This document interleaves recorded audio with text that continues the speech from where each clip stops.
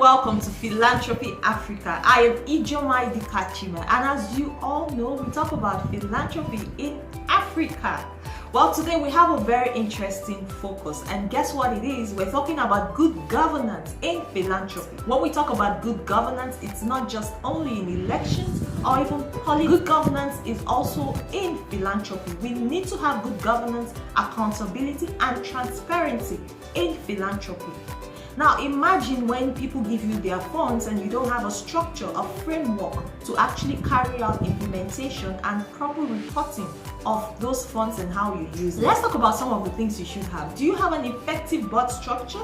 Do you have a board chairman? Do you have board members? Do you have a management team? Do you have a team of volunteers that work with you to implement the works that you do? Now, when you think about good governance of an organization, you think about the sustainability of that organization.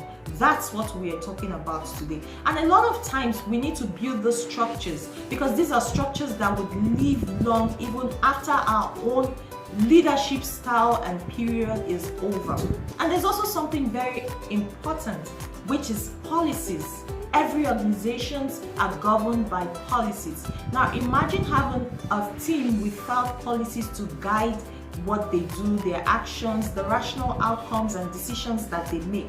Policies are defined principles that help in charting the course that every organization takes. And there are certain policies that are necessary in every organization, regardless of where you're working, your sector, or even the place you work. The first I'm going to talk about is your finance and accounting policies. Now, as an organization that thinks about good governance, you need to put in place the finance policies. People need to understand, your team, your management need to understand what are those policies that guide the work that you do in terms of funding, how you receive funding, how you spend money, the receipts, the records, and everything that has to do with the accounting process of your organization. The next I'll talk about is your human resource policy, which is very important to look at the recruitment. How do you recruit people? How do you treat the welfare of your resources? What are the insurance packages you have for them? And so much more are involved, as well as equality and equity in recruiting people in your organization. We'll also talk about the communications policy. This talks about the PR of your organization, the information you let out. What are the policies that guide the work that you do in as regards to communication in your organization? Let's look at the conflict resolution policies.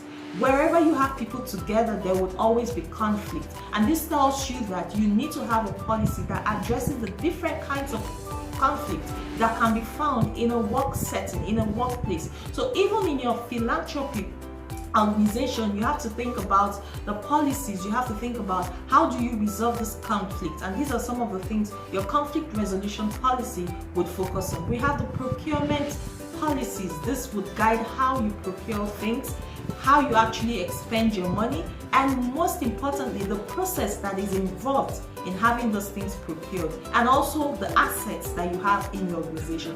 Let's also look at the leadership succession policy. I hope you know that a leader is not just being a leader for yourself, but a good leader is one that's able to hand over the mantle to another person. So what happens in terms of when you have leadership succession in your organization? What are the policies? What are those things that you put in place to actually aid that process? It's part of the leadership succession. And also we have the fixed assets policy. Now the fixed asset policy has to do with the fixed assets that your organization has. These are the things that will be found in those policies, and they also help in the management of fixed assets. Finally, I'm going to talk about the membership policy. Now every organization, whether we like it, whether we're large or big or medium, you always at some point will have to grow your membership base. You have to grow your capacity. So what are the policies you have for membership, for the new members, for even those who are currently existing?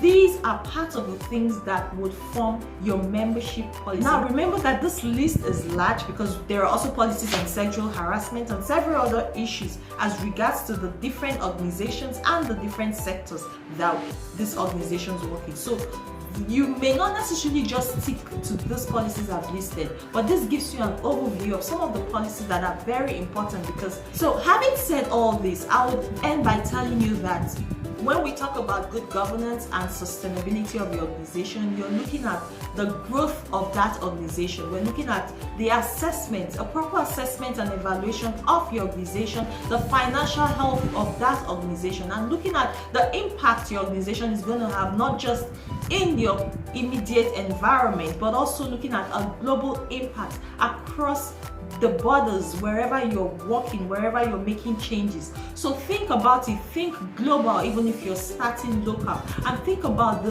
the impact you can make by just having the right structures, having a good governance framework in your organization. It's not something you want to joke about. If you need more information, feel free to reach out to us and we'll give you more tips on how to set up this framework if it's a challenge for you. And remember to follow us on our social media pages at Teenz Global. Follow us on our YouTube channel at Teenz Global. Subscribe, visit our website www.teenzglobal.org. I am Ijoma Idikachima, and until I come your way next time with another exciting topic.